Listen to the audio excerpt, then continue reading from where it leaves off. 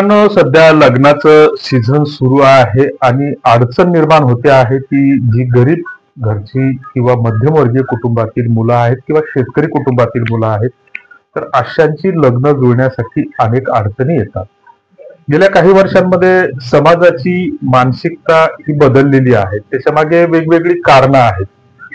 मग ज्या वेळेस समजा एखाद्या कुटुंबातील वडील नसतात आणि आई असते वयस्कर, अशा स्थितीमध्ये बहिणीचं लग्न कुठेतरी झालेलं असतं. दोन भाऊ असतात, मोठ्या भावाचं लग्न आधीच झालेलं असतं, तो वेगळा राहतो आणि लहाना मुलगा लग्नाचा असतो, तो कुठेतरी 10, 20, 30, 40, 50, 60 हजार रुपये नोकरीवर तो नोकरीला असतो.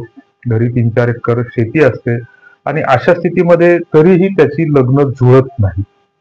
मग याच्यामध्ये सगळ्यात महत्वाचं जे कारण आहे, तर ते आपण जो काही विवाह संस्कृतीतील जो मध्यस्थ नावाचा जो दुवा होता, तर तो आपण बाजूला फेकला.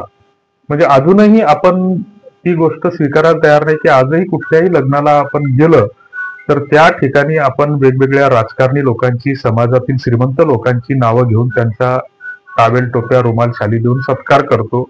नंतर ते त्या शालीच्या उपकाराची, सत्काराची त्यांना जाणीव असते नाही असते, ते धाब्यावर विसरतात त्या शाली का अजून कुठं विसरतात, याचं आपल्याला शोध घ्यायचा नाही. परंतु गरज नसताना या लोकांचा आपण सत्कार करतो आणि त्यातून आपली उत्सव प्रियता आपण साजरी करत असतो. मग नेमका आपल्याला अशा लोकांचा विसर पडतो की जी लोक आपल्या लग्नासाठी पदरमोड करून घरातले दाणे इकून, गहू इकून, ज्वारी इकून, सोयाबीन इकून, तुरी इकून आपल्यासाठी आहेर आणतात, अंधण बांधा आणतात, नगदी पैशाचा आहेर करतात. ते आपल्या सोयऱ्या धाऱ्यांना आपण विसरतो.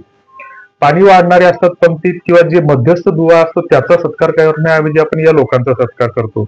या लोकांना आपण कुठेतरी विसरतो आणि मग अशा स्थितीमध्ये मग आपल्याला कुठेतरी डिपेंडंट बनावं लागतं की मग मध्यस्थ हा कुठेतरी बाजूला गेलेला असताना आता लोक या सोयरीकीच्या भानगडीत पडत नाहीत, कारण त्याचं कोणी नाव घेत नाही. आणि जर त्या नवरा बायकोचे पुढे काही वाद झाले किंवा ते पोरगा दारू प्यायला निघला किंवा ती मुलगी खराब निघली, तर अशा वेळेस त्याचा ठपका सगळं खापर मध्यस्थावर फोडलं जातं की यानंच ही सोयरीक केली, याच्यामुळेच हे झालं, याला सगळं माहित होतं, तरीही अशी फटाकडी पोरगी किंवा भांडकुदळ पोरगी आमच्या घरामध्ये आणून घातली किंवा याला माहित होतं की हा मुलगा आधीच दारू पितो आणि तरीही या दारू पिदाड्याच्या भरती आम्हाला घातलं, असे आरोप त्या मध्यस्थावर होऊ लागतात. त्याच्यामुळे या भानगडीत कोणी आता पडत नाही आणि मग शोध सुरू होतो तो विवाह संस्थेचा, व्हॉट्सअप ग्रुपचा, फेसबुक ग्रुपचा आणि याच्यावर सगळे लुटारू तत्व बसलेले येतात. मग अशातच शोध सुरू होतो गरीब घरची मुलगी, कमी शिकलेली मुलगी, अनाथ आश्रमातील मुली. मग आता अनाथ आश्रमातील मुली, गरीब घरच्या मुली, कमी शिकलेल्या मुली, अशा मुली सहजपणे मिळतात का? मग या माध्यमातून फसवणुकी होतात का? हे खरं असतं का? या गोष्टीची आपण शहानिशा करत नाही, कारण चांगली माहिती जर आपल्या कानावर पडत असेल किंवा एखादा मजकूर आपल्यासाठी वाचनासाठी येत असेल तर त्याच्यासाठी आपल्याकडे वेळ नसतो. रील्स पाहण्यामध्ये आपण भरपूर वेळ घालवतो आणि आमच्यासारखा एखादा माणूस जर यातून फसवणुकीपासून सावध करण्याचा प्रयत्न करत असेल, अशा मोडक्या धोडक्या भाषेमध्ये त्याचं विवेचन मांडण्याचा प्रयत्न करत असेल, तर त्याच्यावर आपण भरोसा ठेवत नाही, त्याच्यावर विश्वास ठेवत नाही.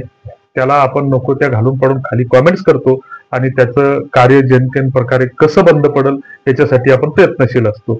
मग अनाथ आश्रमातील मुली खरंच सहजपणे मिळतात का, याबाबत आम्ही अनेक व्हिडिओ बनवलेले आहेत, ते युट्यूबवर तुम्हाला सापडून जातील. मात्र त्याची पाहणी न करता केवळ शीर्षक पाहून किंवा इंट्रो पाहून की अनाथ आश्रमातील मुली कशा असतात, त्यांच्यासोबत लग्न करण्याची प्रक्रिया काय असते, की अनाथ आश्रमातली मुली मिळतच नाहीत हे आम्ही वारंवार निक्षून सांगतो, तरीही आम्हाला फोन येतात की तुमचे अनाथ आश्रम कुठं आहे, किंवा मग या फोनचा अक्षरशः कंटाळा येतो. आणि मग अशा स्थितीमध्ये आपल्याही जीवाचा कुठेतरी वैताग होतो आणि मग अशा स्थितीमध्ये आपल्याला त्याचं काय घेणं देणं, म्हणून मग असा एक एक व्यक्ती या प्रवाहातला बाजूला फेकला जातो. तर असो मित्रांनो, एक सगळ्यात शेवटी सांगायचा महत्वाचा मुद्दा म्हणजे अनाथ आश्रमातील मुली, गरीब घरच्या मुली, कमी शिकलेल्या मुली, ह्या गोष्टींच्या चुकूनही नादाला लागू नका.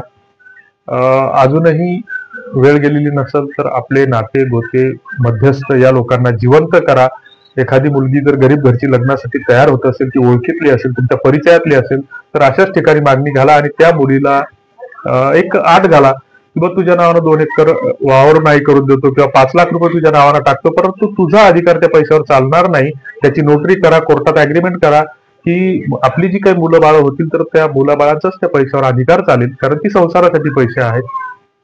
किंवा तिच्या अंगावर जर तुम्ही दागिने घालत असाल तर ते कुठेतरी सिक्युरिटी व्हॉल्व्हमध्ये ठेवा, जेणेकरून फसवणूक होणार नाही की दागिन्यासह मुलगी पळून गेली, पैसे घेऊन पळून गेली, अशा फसवणुकीच्या बातम्या पेपरमध्ये येणार नाहीत. तुम्हाला काय वाटतं ते कॉमेंट बॉक्समध्ये नक्की कळवा. धन्यवाद.